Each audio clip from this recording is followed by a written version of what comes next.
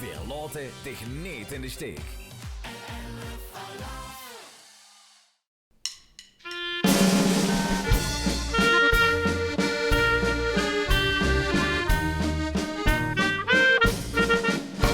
Het leven heeft het met ons goed voor gehad.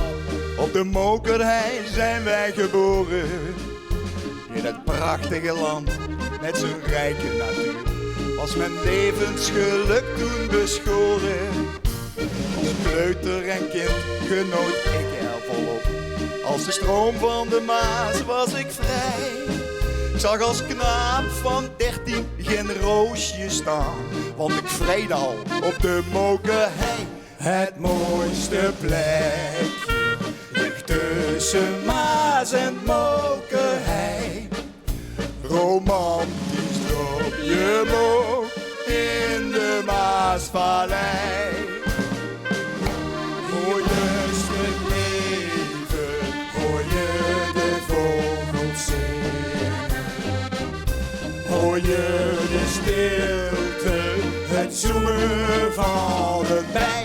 Het mooiste plekje ligt tussen Maas en Mokerhei. Romantisch dorpje Mook in de Maasvallei.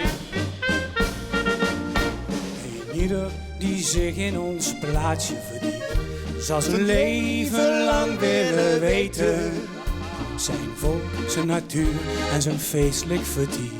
Nee, hij zal het nooit willen vergeten.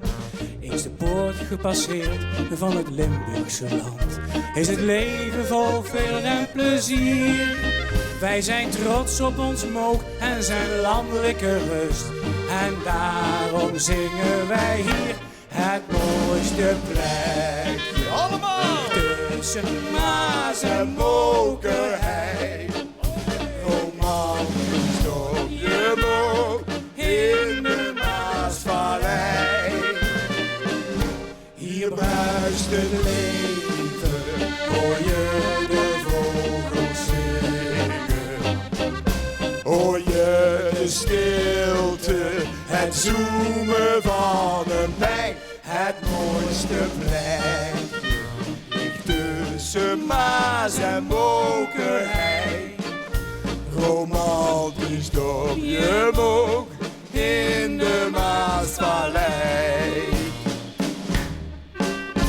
Ja, lieve mensen, het is echt gewoon het mooiste plekje. Dat ligt toch echt tussen de Maas en de Mokerhei. Ons romantisch dorpje Mook. Waar ligt het ook alweer, Alex? in de Maasvallei. In de Maasvallei. Het leven, dat bruist hier.